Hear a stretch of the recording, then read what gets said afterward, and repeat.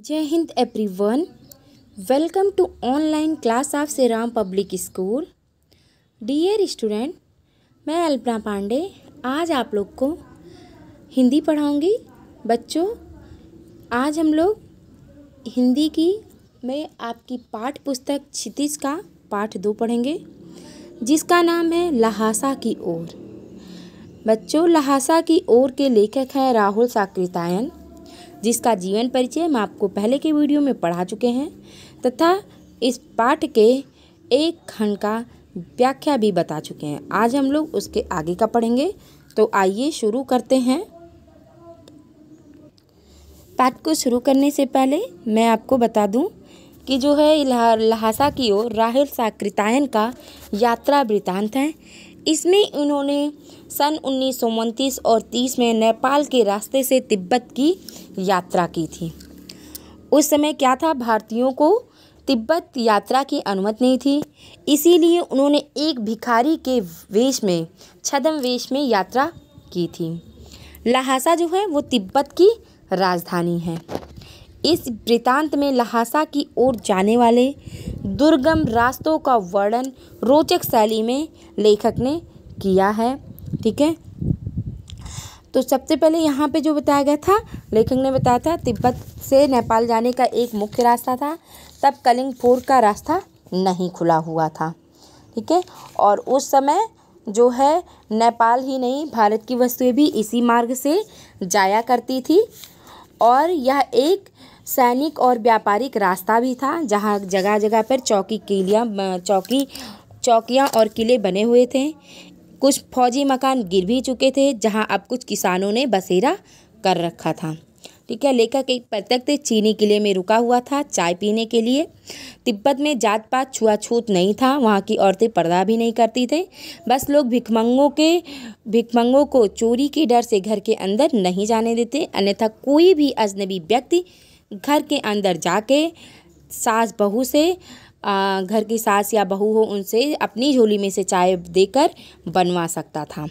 ठीक है, तिब्बत में जो रहने की जगह थी जो है वह जो है, अगर कोई जान पहचान का है तो शाम के समय वहाँ रहने के लिए अच्छी व्यवस्था मिलती है, नहीं तो कितने भी अच्छे वेश में हो वहाँ पे रहने के लिए आपको अच्छा जगह नहीं मिल सकता है। तो लेखक ने तिब्बत की यात्रा जो है पहले भी की थी, तब वह एक अच्छे वेश में था, लेकिन उसे रहने के लिए एक गरीब झोपड़ा मिला था। लेकिन इस समय लेखक भिखमंगे के वेश में यात्रा कर रहा था और सुमत के जान पहचान के लोग वहाँ पे थे, इसलिए लेखक को रहने के लिए अच्छी जगह मिली थी। अब हम आज आगे पढ़ते हैं। अब हमें सबसे विकट डाड़ा थोंगला पार करना था। डाड़े तिब्बत में सबसे खतरे की जगह है। 16-17 हज़ार फीट की ऊंचाई होने के कारण उनके दोनों तरफ मीलों तक कोई गांव गिराव नहीं होते। नदियों के मोड़ और पहाड़ों के कोनों के कारण बहुत दूर तक आदमी को देखा नहीं जा सकता। डाकुओं के लिए यही सबसे अच्छी जगह है। ठीक है, सबसे विकट का अर्थ होता है कठिन।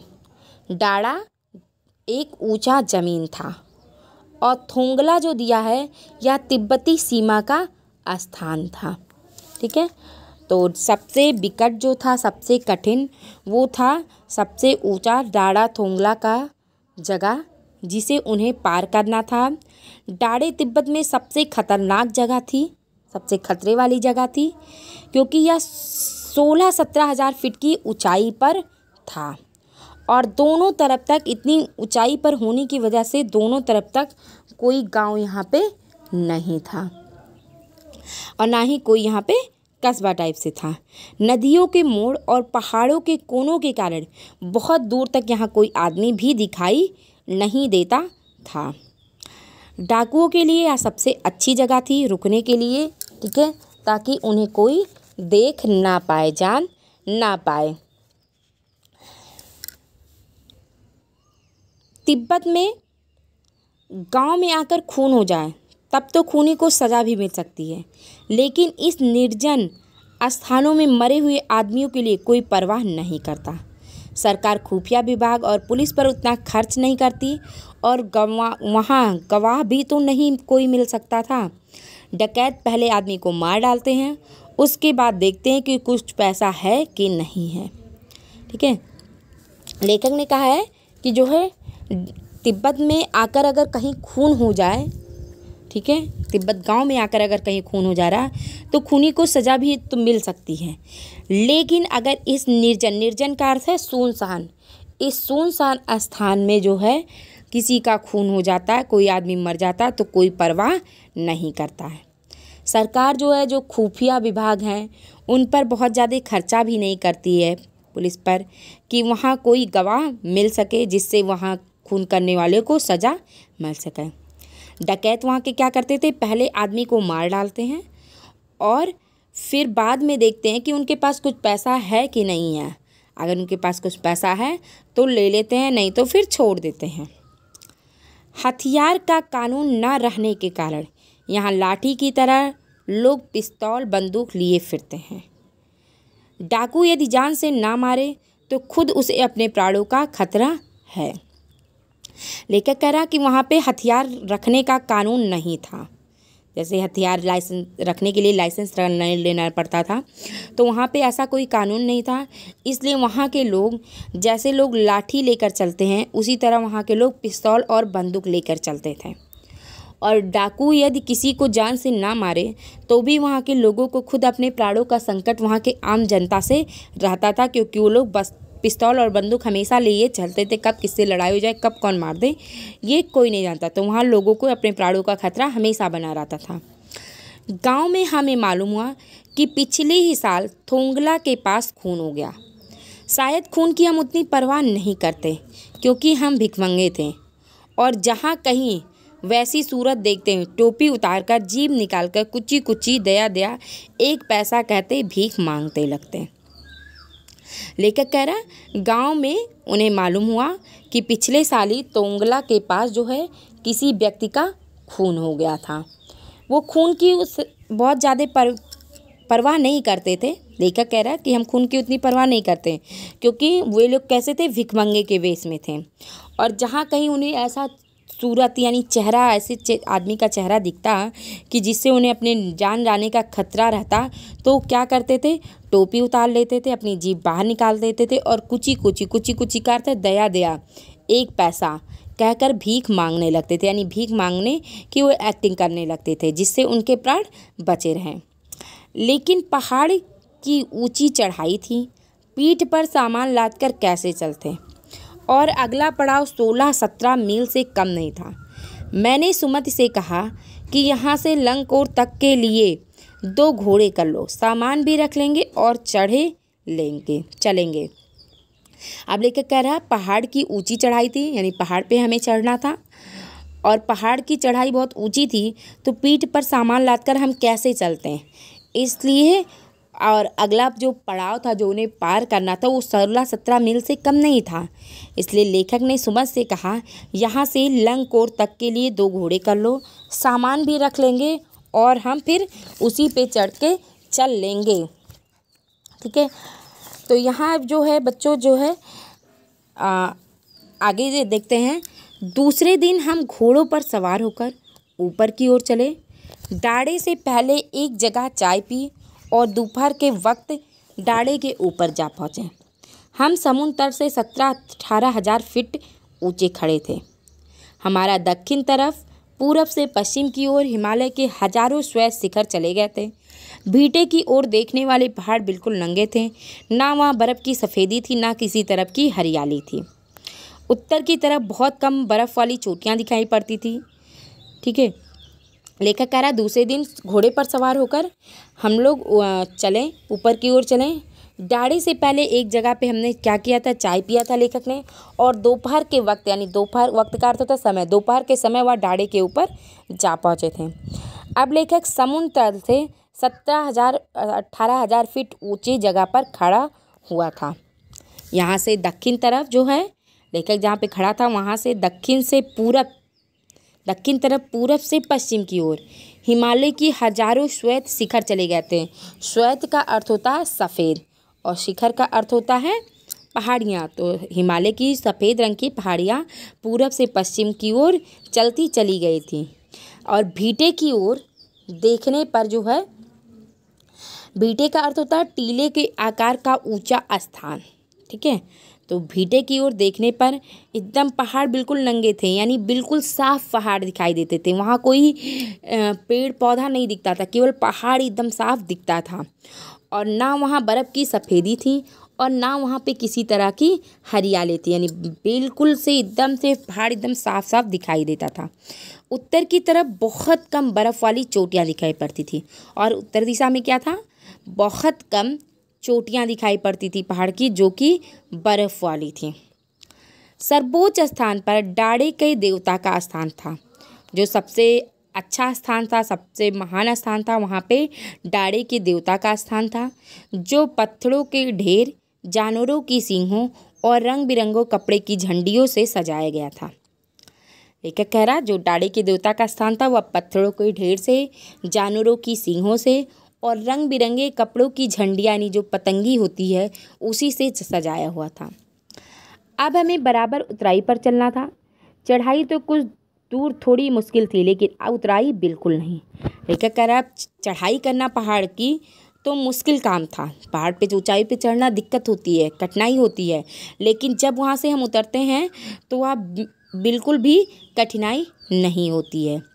शायद 2-1 और सवार साथी हमारे साथ चल रहे थे। लेखक कह रहा है कि उनके साथ, सुमत के और लेखक के साथ जो है कुछ और सवार साथी यात्रा कर रहे थे, वहाँ पे चल रहे थे।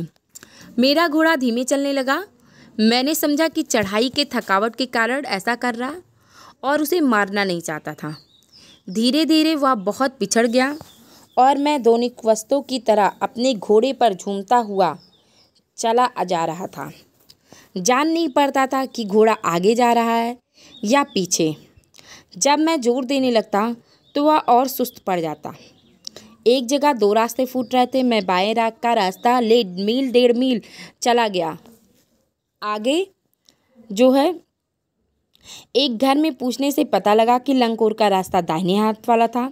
फिर लौटकर उसी को पकड़ा। 4-5 बजे के करीब मैं गांव से मील भर पर था तो सुमत इंतजार करते हुए मिला।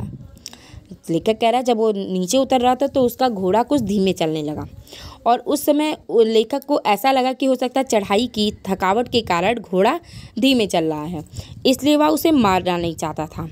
धीरे धीरे वह बहुत ज़्यादा पिछड़ गया उसका घोड़ा, और जैसे दोनिकवस्तु एक अंग्रेजी उपन्यासकार का जो लेखक था, जैसे वो अपने घोड़े पर झूमता हुआ चल रहा था, वैसे लेखक भी झूमता हुआ चलता चला जा रहा था।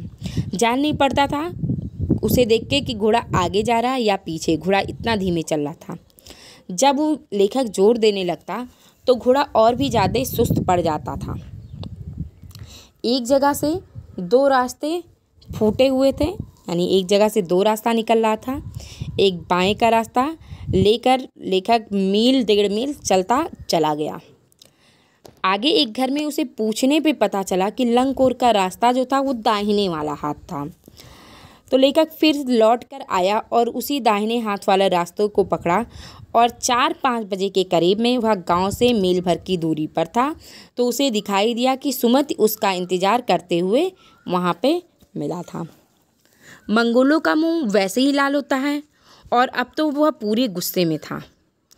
उन्होंने कहा, मैंने 2 टोकरी कंडे फूंक डाले, 3-3 बार चाय को गर्म किया। मैंने बहुत नरमी से जवाब दिया, लेकिन मेरा कसूर नहीं मित्र। देख नहीं रहे हो कैसा घोड़ा मुझे मिला है। मैं तो रात तक पहुंचने की उम्मीद रखता था।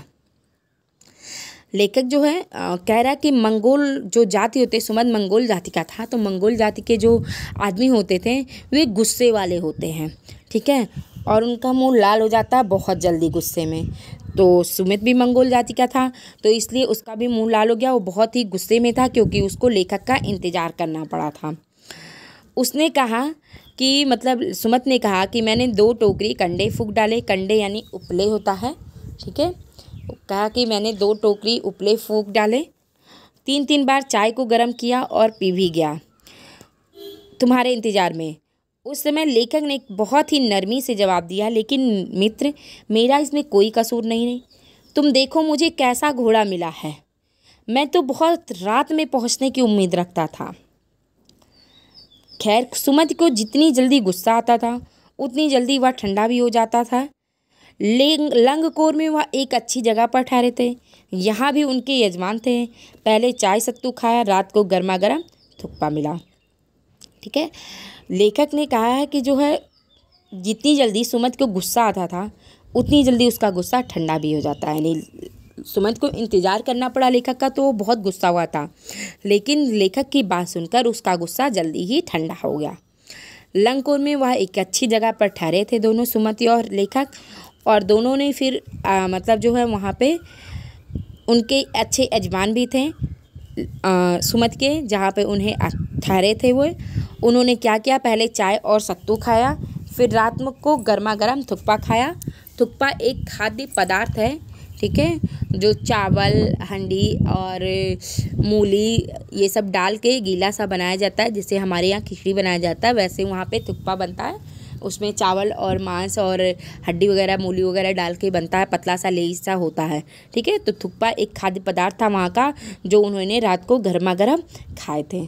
बच्चों, आज हम लोग यहीं तक पढ़ेंगे, इसके आगे अपने नेक्स्ट वीडियो में पढ़ेंगे। Thank you and have a nice day.